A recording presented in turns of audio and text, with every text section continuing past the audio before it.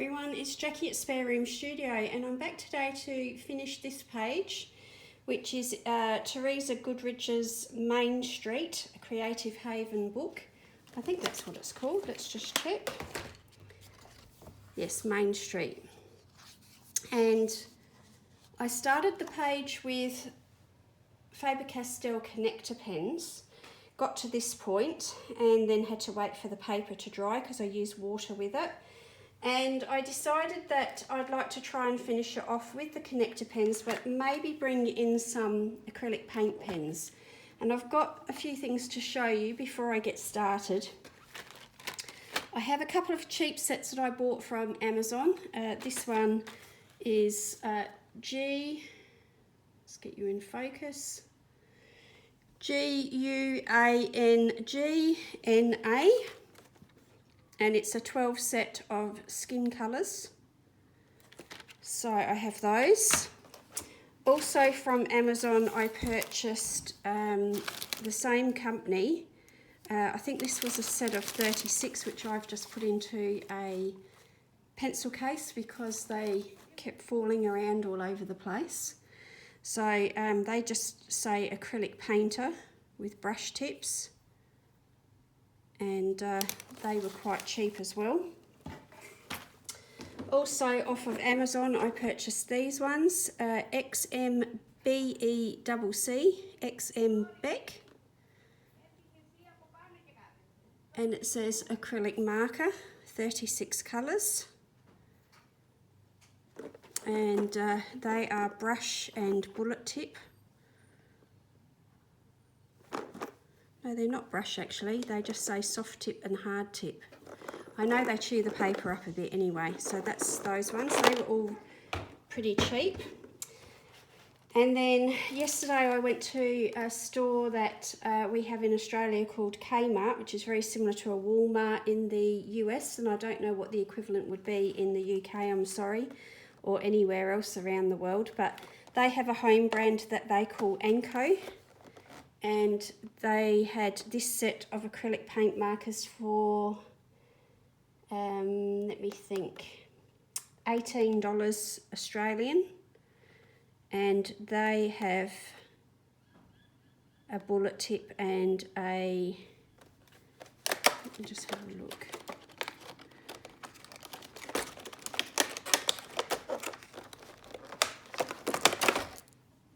A bullet tip. Yeah, that's it. Okay, why did I think there was something different on there? Never mind. Okay, so I should show you, I guess, while that's out. This one hasn't been activated. So that's what the tip looks like. You have to shake it a few times and then press the nib up and down. So that's Anko brand from Kmart. And also from Kmart they had these ones that are dual tip acrylic paint markers with a bullet tip and a brush tip. Only 24 colours in there. And they were, I'm just checking the receipt here. I think they were $14 Australian. So just to give you an idea that, you know, that's one of our budget stores and that's what's on offer there. So I thought I'd use some of these along with the Faber-Castell connector pens just to finish up. I've got that great big tub of connector pens here and a piece of paper there to try things out on. And I think I might give these ones a go because I do know what the other those ones work like, so I'll see. I'll see as I go along what I'm actually going to use. Once again, I'm not 100% sure what I want to do until I actually do it. So, just try and get comfortable. And I got to this point last time, so I need to do something with those floor tiles. And these are Anko brand as well, actually. It's not a full set. I've used up some colours So it's not a full set. They've got a brush tip and a bullet tip. So I'm just going to put some colour along what would be the grout lines of the tiles. I don't really want to colour the whole floor solidly.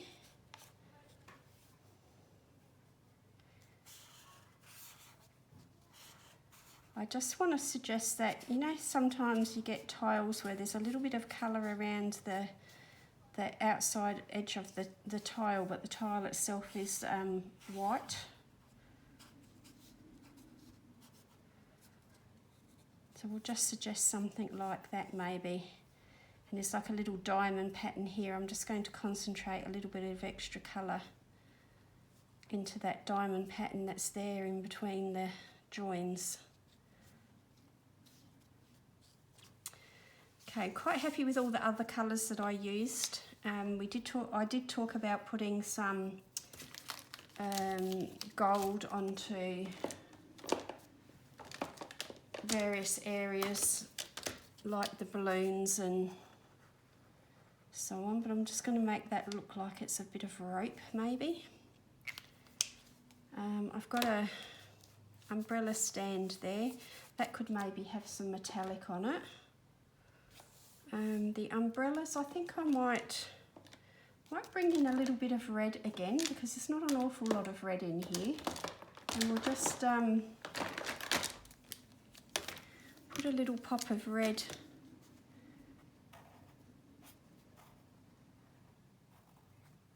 into there just so that there's a little bit more colour.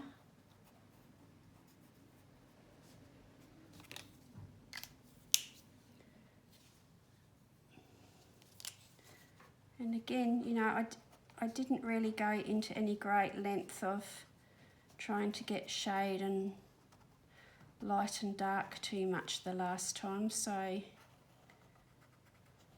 could just put a little bit of a hint of some shadows in here.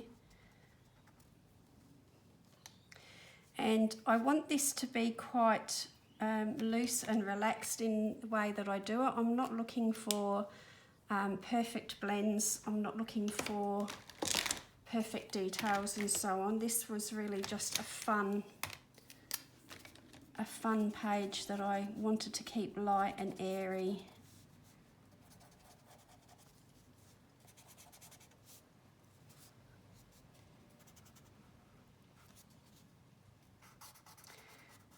So yeah, it took me a little bit longer to get back to this one, I'm sorry, because I started this while I had a little break while my granddaughter was staying, and then she went home on Monday, and I've had a few things happen since Monday.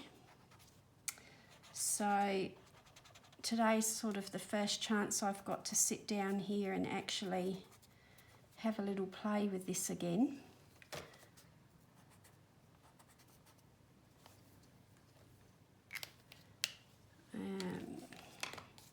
Now, what am I going to do for the rest of the umbrella? So the handle's red. Shall we make the umbrella red as well? I'll do a slightly lighter red for the actual umbrella.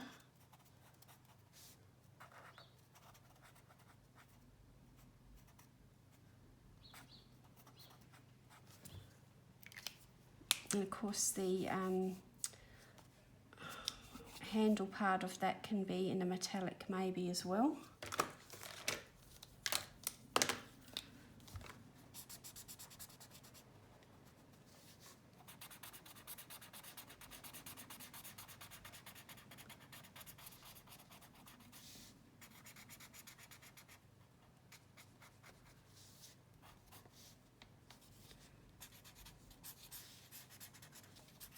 So I was watching a video earlier from Lily at Art Journey, and she was sharing her coloured pages that she's completed recently, and she explained that she's had a bit of an injury with her shoulder, so that has impacted on how much she's been enjoying her colouring and so on. And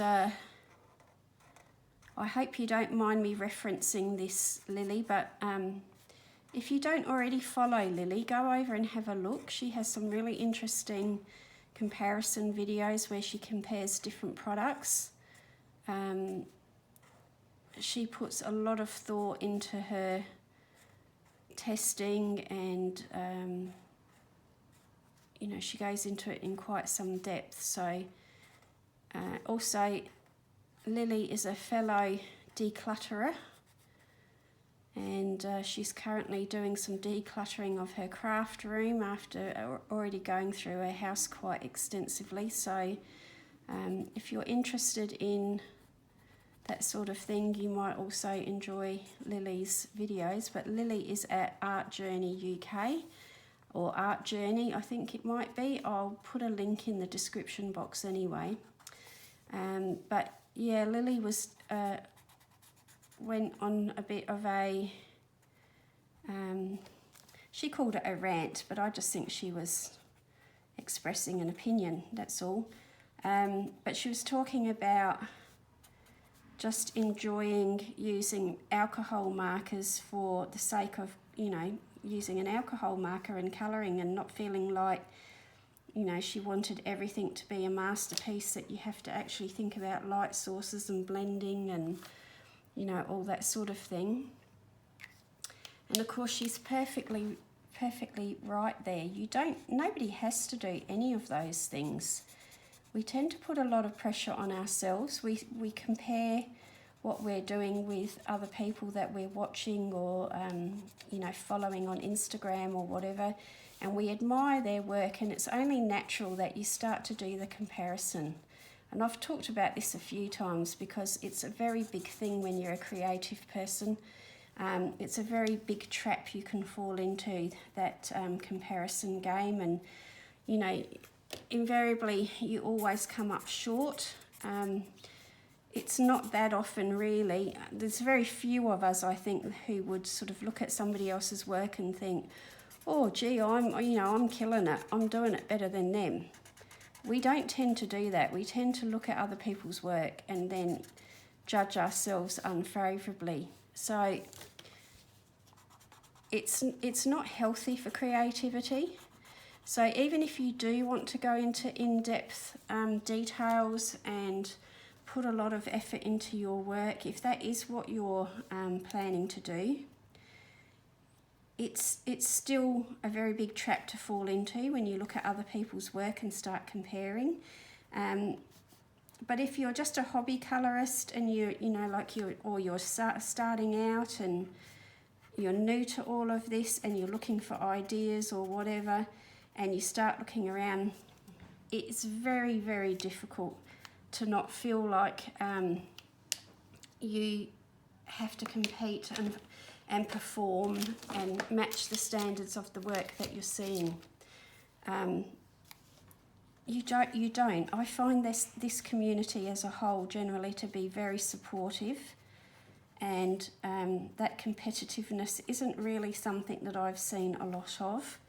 I feel like we put a lot of pressure on ourselves a lot of the time, and most people are very, very supportive when you share your work, or you join in with a group colouring, or you join in with a hashtag, for example.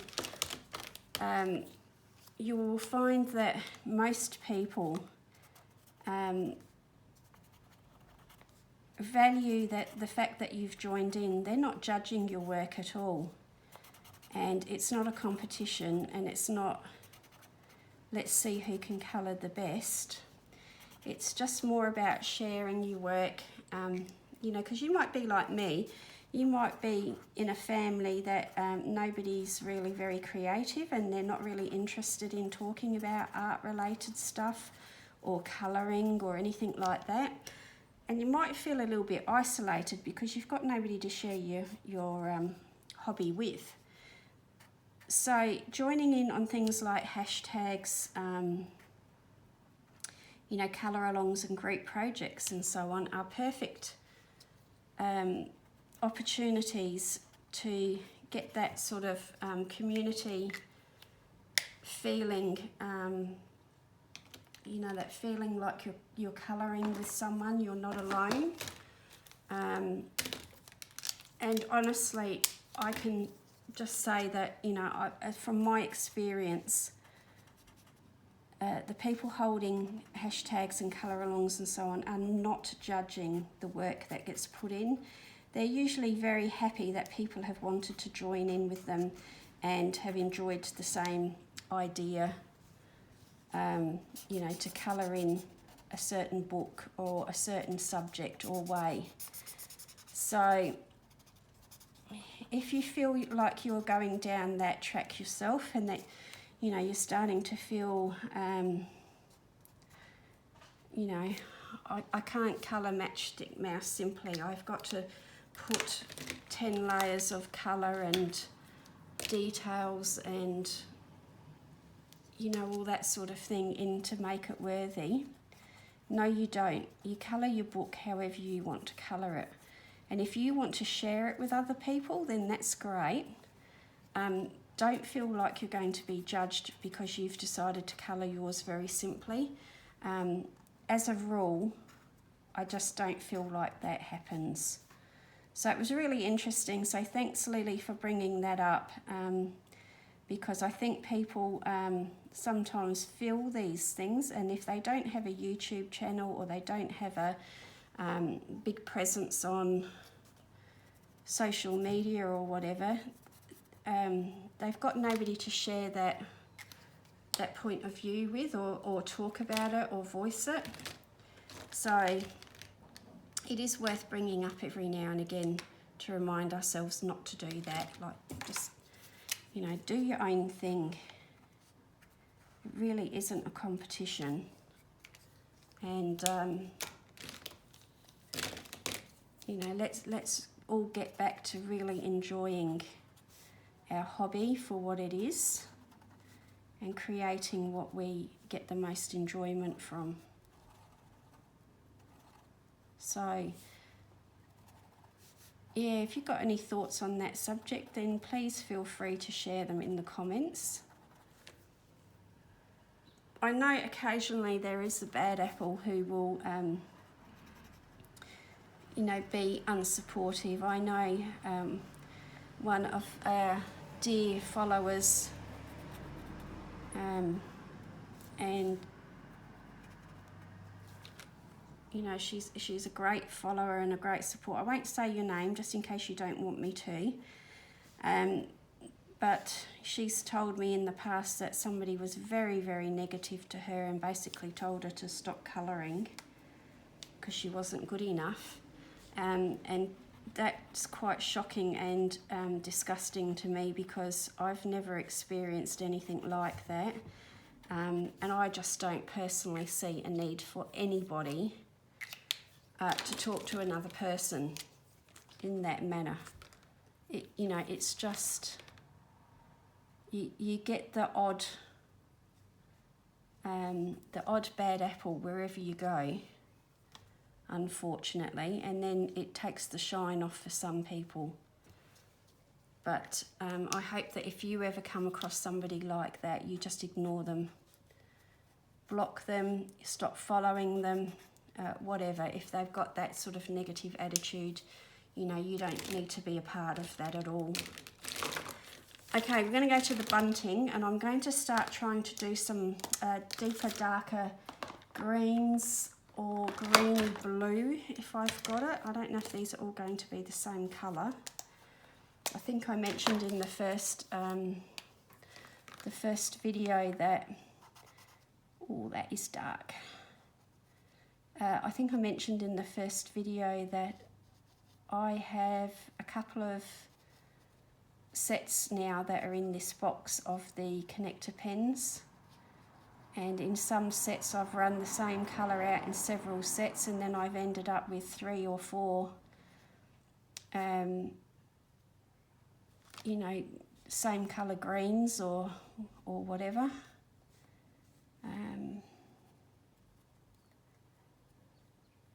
Because we've got so much going on the rest of the page, I think I might try and keep this bunting very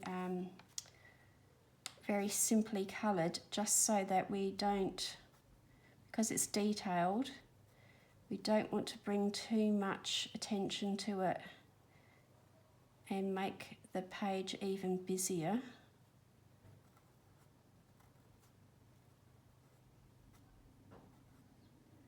So I've got my window open today. I don't know if you will hear it because some of the noises I heard the other day didn't seem to get picked up on the video, but it's a bit breezy, and I can hear a bit of a howl coming through the window, but it's so nice that I just want the fresh air to come in.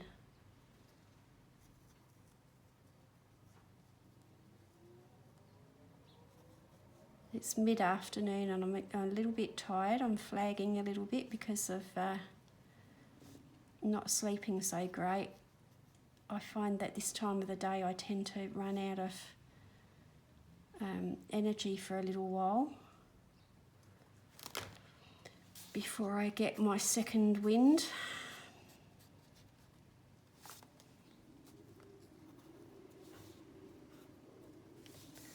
So just do a few little shadows with that deeper colour.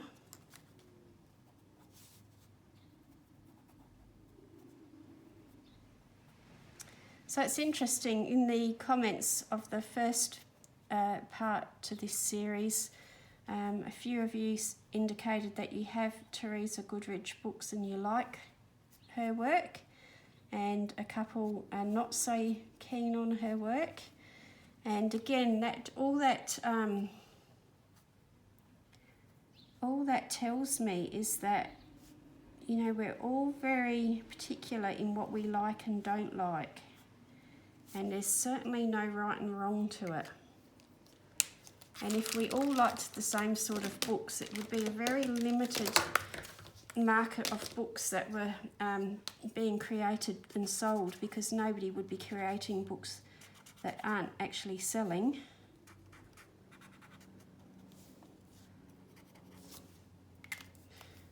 I want to start sort of bringing in some golds and different metallics, so I'm conscious of leaving some bits bare for that.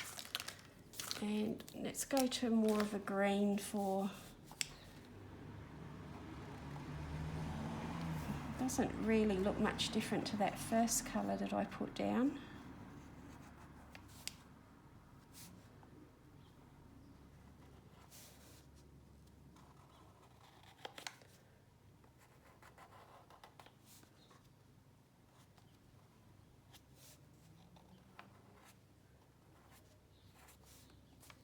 So something also that I mentioned in my comment back on Lily's video is that, you know, there are books where they really are designed for that simple, low stress, easy colouring, and they're perfect for those times when you just want to use an alcohol marker or a water-based marker and just, you know, basically block colour.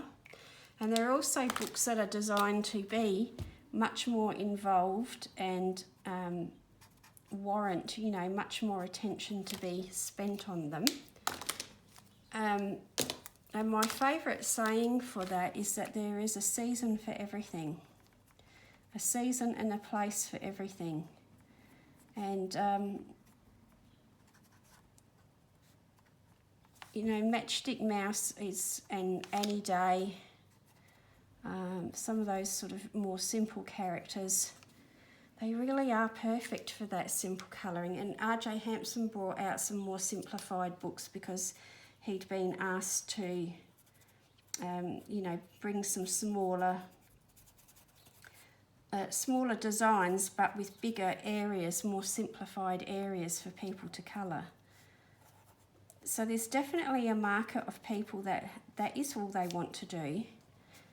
The thing is, they might not be sharing them on social media, so we're not seeing what those people are doing in those books. And you don't have to share, of course. Nobody has to share what they're doing.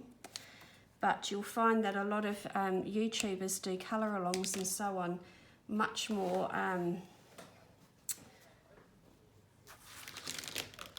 you know, much more detailed and involved, because that's basically what their viewing base is after.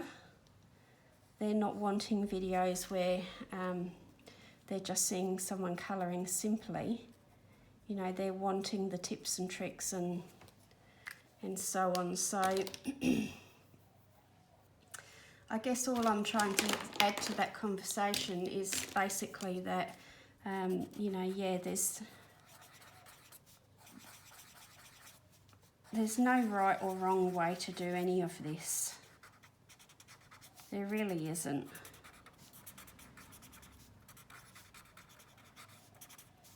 But in this world of sharing everything via social media, you know, we just get caught up in it all. That's my feeling on it anyway. Okay, so we've done all that. Let's try bringing in some paint markers now. Not quite sure how I'm going to do it. Even now, I don't know how I'm going to do it. Maybe I'll stay with the ones that I know that you can get off of Amazon rather than the Anko brand, because unless you're in Australia, I don't think you're going to get those particular ones. I'll just get all that set of 36 out so I can see the colours. And what I thought I'd do with these is, you know, where I feel like I've lost some highlights, just come in and do some little random squiggles of lighter colour, and so on. And then in these flowery areas, you know, just doing some little dots and dabs to make it more abstract. I'm not going for, you know, finely defined little flowers.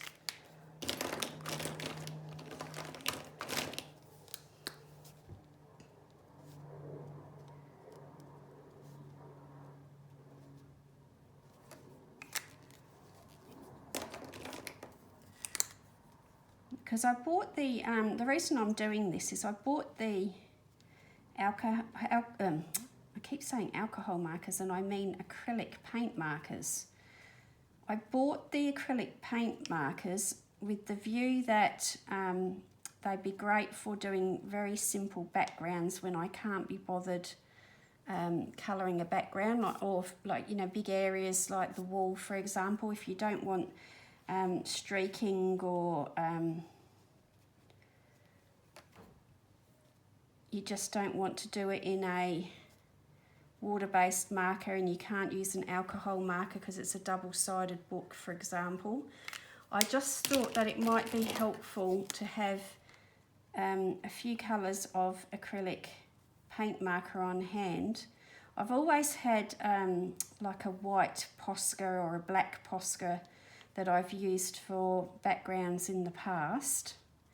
And I have my very cheap Montmartre white paint marker that I've been using for light details and so on.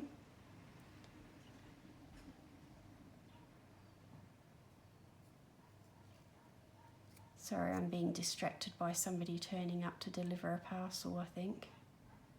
I don't think it's coming here, but we'll wait and see.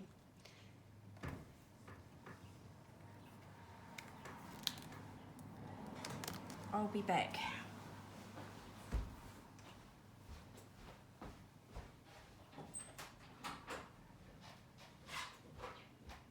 Hello. Lovely. Thank you very much. Thank you.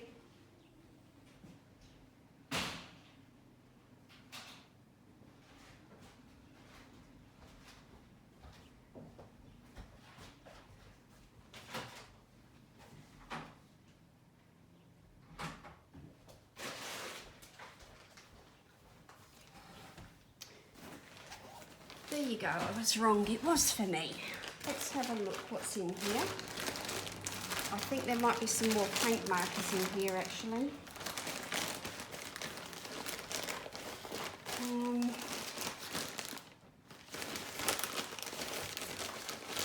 Yes. Now this has come from Temu.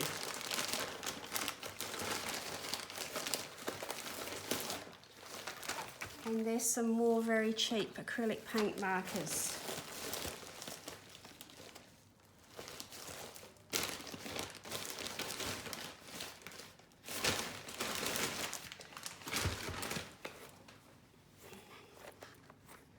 So let's see if we can get that to focus in a little bit better.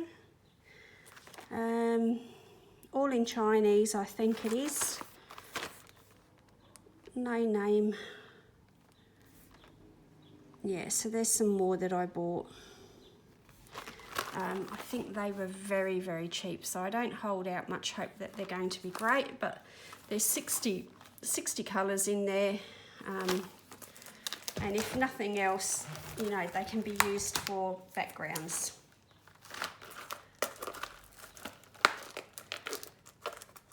If I can get this open easily. Sorry for this, you know, distraction, but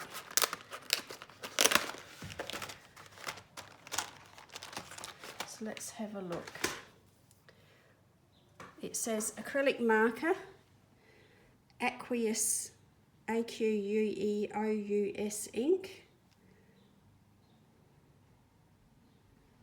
Well, that's not showing up very well, is it?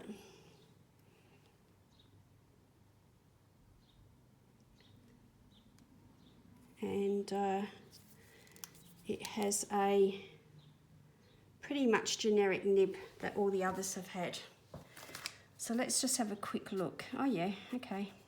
Just feels very much like the others that I've used so far. It just is like a bullet tip. Yeah, I can't really find anywhere else that I want to use that, so. There's 60 colours in there. I'm sure there'll be something that will be of some use. It's like a pale pink. No shaking needed. You know, you just dive in, start using them. Let's see if I can get that back into focus for you. There we go.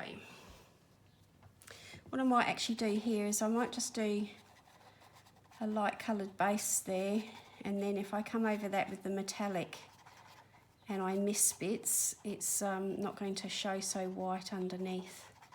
And that's just like a cream or off-white.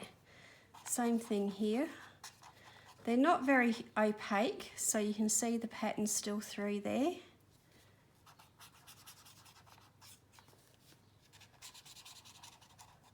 That's it.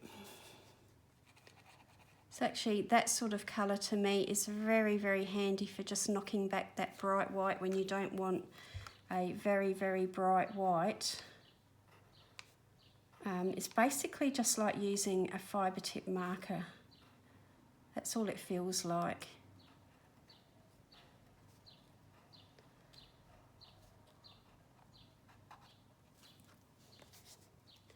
So I just recently had a little play trying to colour a whole page from scratch using this sort of thing, or using these. I don't feel like it was really all that successful. I've posted it on Instagram, but it's certainly not the best thing that I've ever created. But you know, it was the first time trying something like that, and you've got to expect there to be a learning curve when you're trying these new things out. So as I keep telling you guys, you know, don't expect too much that first time.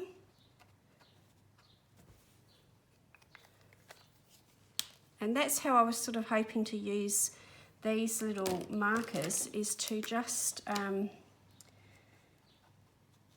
do some small areas, not just backgrounds, but do some small areas where I use, you know, a little bit of marker here and there where you might want a matte finish without any blotchiness or streaking or whatever. And then in these other areas you can use them just to give you those little dobs and dabs of colour that are very abstract and random in nature.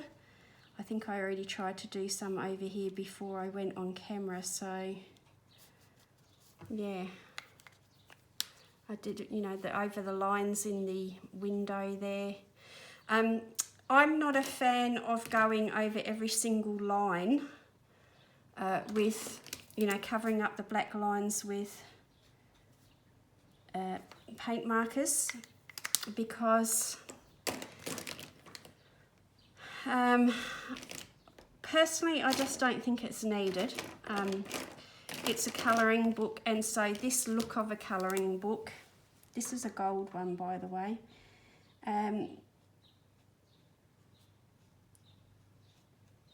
it is a colouring book, it is what it is, and so I don't feel like I have to cover those black lines up, and the look of the, you know, the picture book or the story book or the colouring book,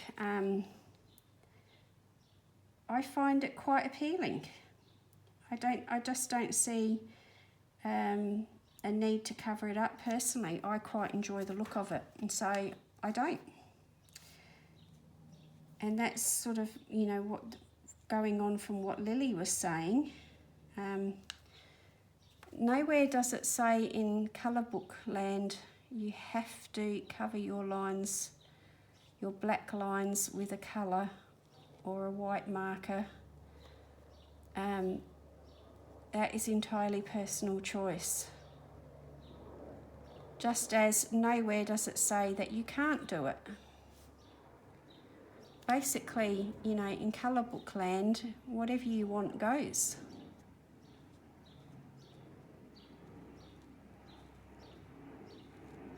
So I'm just using that. Instead of getting the metallic pens out just yet, I thought we'll have a go with this and see how that comes up just with the gold marker.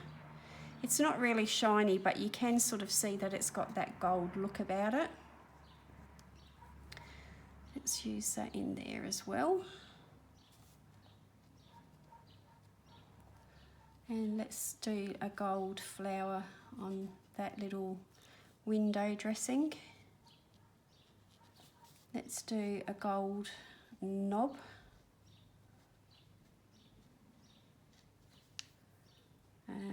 I'm still not sure what this is. I'm not sure if it's a price tag or what, but it's now gold. I'm going to make that decision that it's gold. The bucket handle is going to be gold.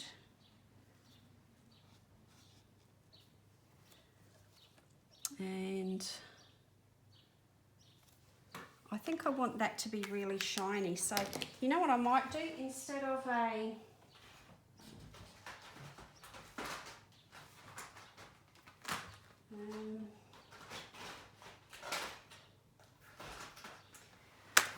a metallic, how about I use a jelly roll glaze on there? That might be nice.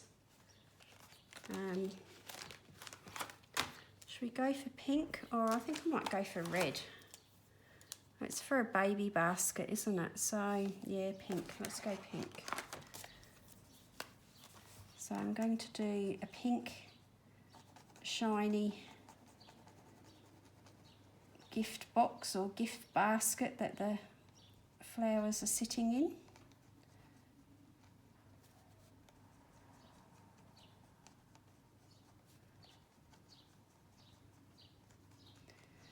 So this is why I rarely start out at the beginning of the video and say to you, this is what I'm going to do, this is what I'm going to use, because I very rarely stick to that.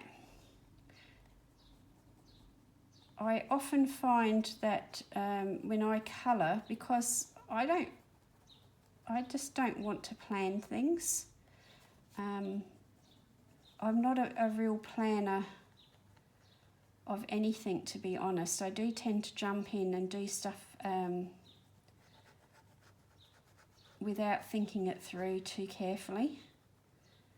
I used to be a bit more cautious when I was younger and plan things, but to be honest, now I tend to sort of feel like I just don't have the energy for all that, because if I spend too much time planning and thinking and working out what I'm going to do, I lose all enthusiasm for what I'm doing, and by the time it comes to actually do the colouring in the page, I'll be careful I'm not putting my hand in anything there, I've run out of steam. I don't want to do it. So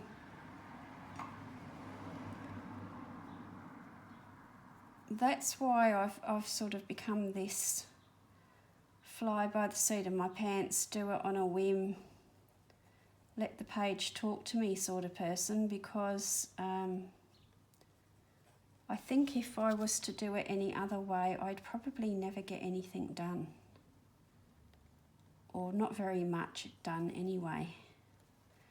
There you go. So I've gone over that base colour with the shiny glaze pen.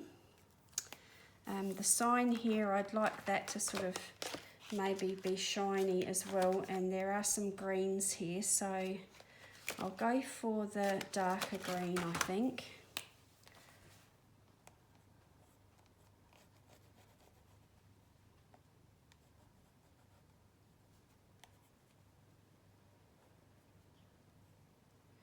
And then it looks like it's raised lettering. So those shadowed bits, or the, you know, the bits at the side, I'll just do with a flat green rather than shiny green once that's dry. Perhaps some of those, should they be shiny as well, the hearts? The balloon certainly could be shiny rather than metallic, couldn't it?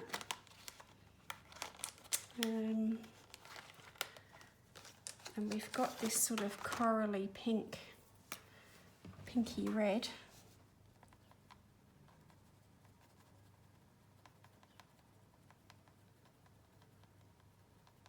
I've got visions of you sitting there all going, no!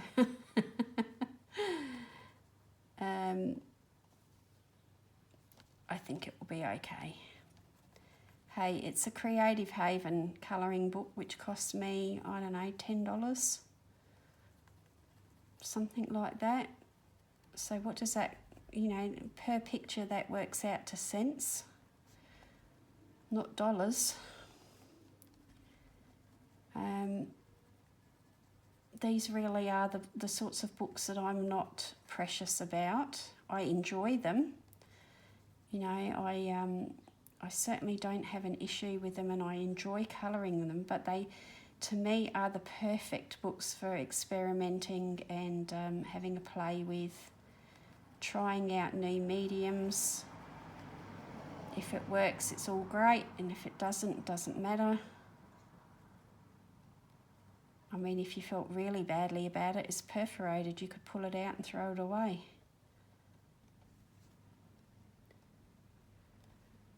There we go, that'll do. And there's a little, what looks like a little doodad something on the top of that there. We might just go over that and make that red as well. Yeah. And actually those handles might be nice in a shiny.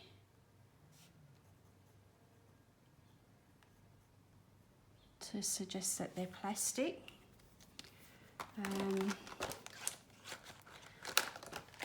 And then I should put some metallic on there. So we'll go for silver. And I need to watch this silver. It's very wet, juicy ink, and I tend to put my hand in it and forget about it because it takes a bit longer to dry.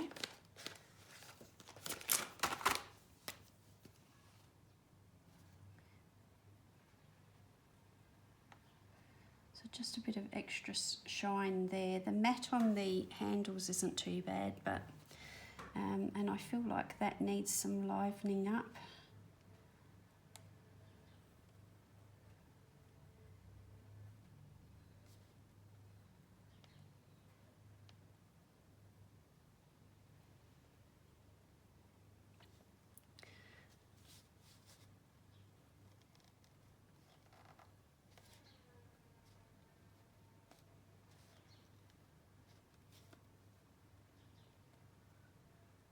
A little bit of shine on there. And we're getting pretty close to being done, I think. I think I might actually put a little bit of gold onto that ring on the curtain there, or the blind.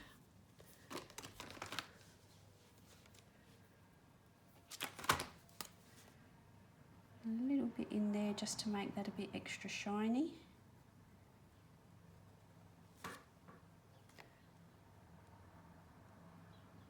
I don't know if that's showing up on there at all, but let's have a look.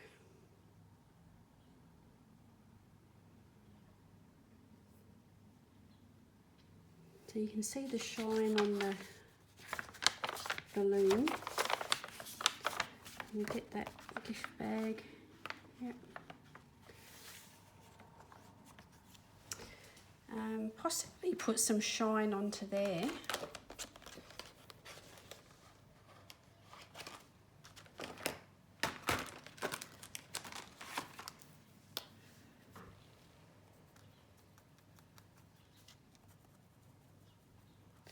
The thing with, if you've used something underneath, like I did this with the Faber-Castell connector pens first, with the glaze pens and metallic gel pens and so on, if you miss a little section, doesn't look so obvious because you've got that colour underneath it, whereas normally it would be showing through as white, and that can be really off-putting. I might actually go over that little box down here and make that shiny as well. I'm actually just going to avoid the dots on there this time. This is a very juicy pen.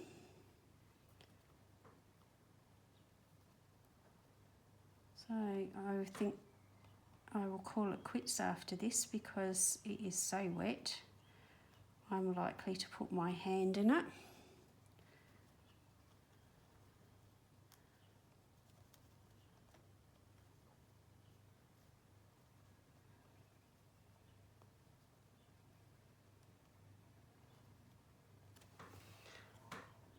And then just that little border maybe, and that's pretty much done. Put those aside. Let's get a green pen. Let's see if I can do this without putting my hand in something.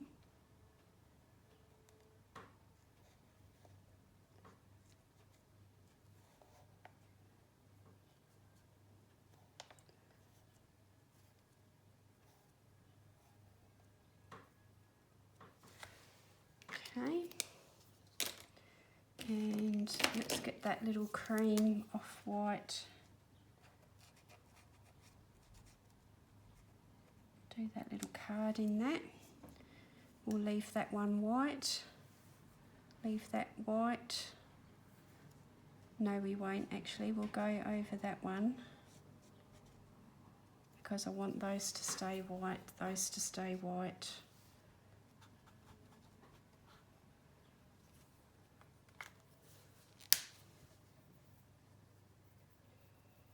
So I'm not going to use any pencils on that. I'm going to leave that as connector pen, a little bit of paint pen, and the glaze pen with the metallic. So let's have a think. Border, I think we're just going to go around that maybe in a green or a greeny blue. This one, I think. So I'm just going to very carefully try to do this without going out the lines too much.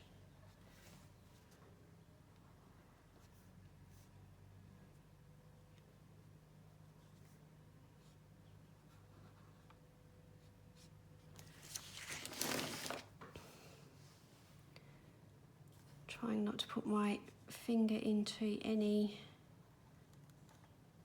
wet ink.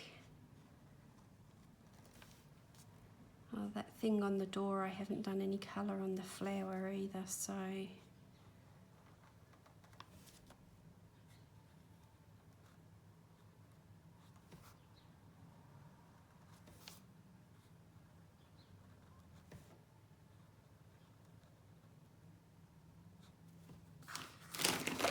Just move all of that out of the way, and I'm going to have to turn the book, I'm sorry guys, just while I do this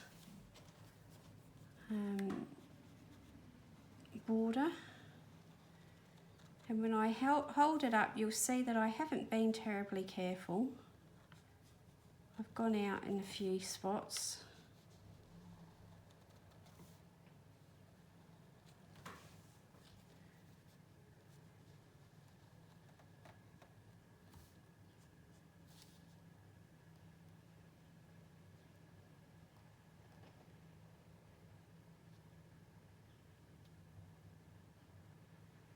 And you'll see that I'm not being particularly careful about this either.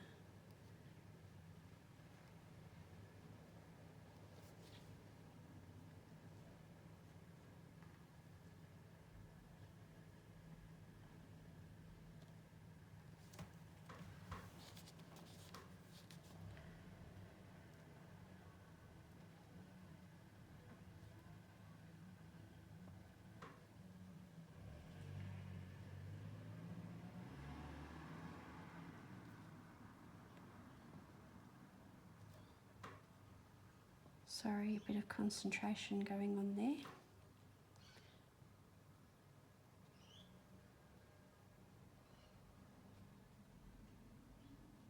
Okay, so that'll do for that. And then we'll just come down this last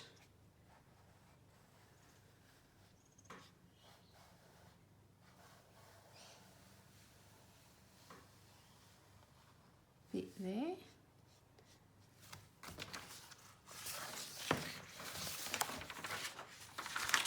And turn that around.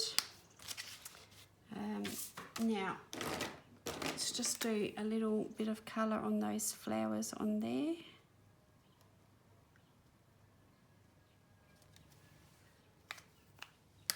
And am I calling that done? What do you think?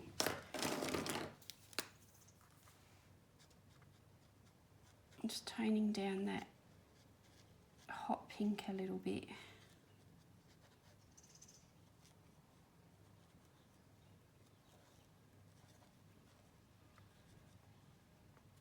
There we go.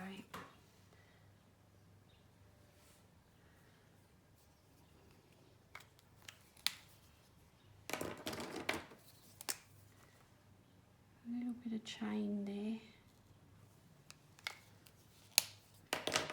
Okay, let me have a look in the screen and see how this is looking. Let's get rid of that paper.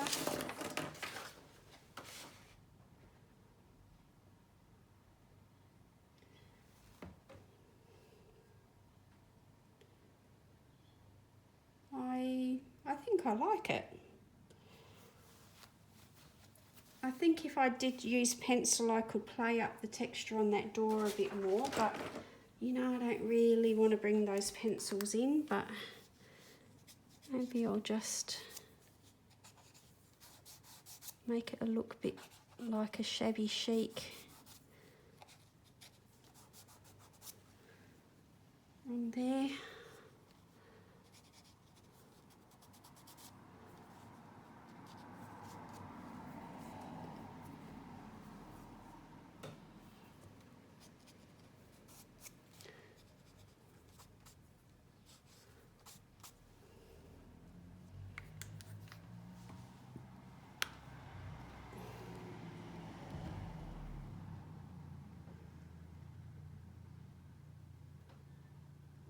Yeah, I think so.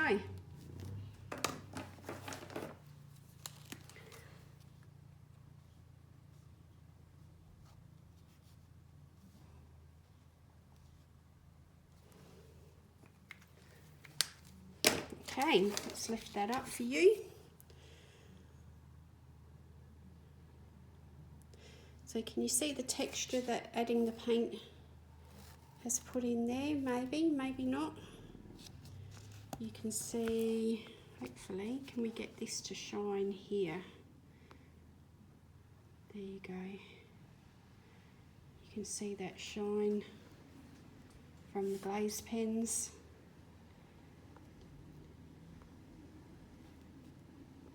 A little bit of shine on the handles and the planter.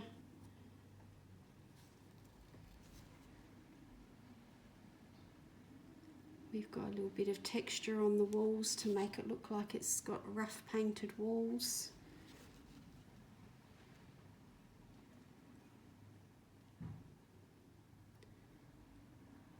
Okay, so I'm going to call that quits there. I'm sorry it was a little bit disjointed with me going off to get the parcel and so on, but I hope that gives you some ideas of how you might use your acrylic paint markers a little bit differently. Let me know what you think of that, whether it's something that looks a mess or whether it looks acceptable. And thank you for watching, I really appreciate it, and I will see you soon in the next video. Thank you again for spending some time with me, and I'll see you soon. Bye bye.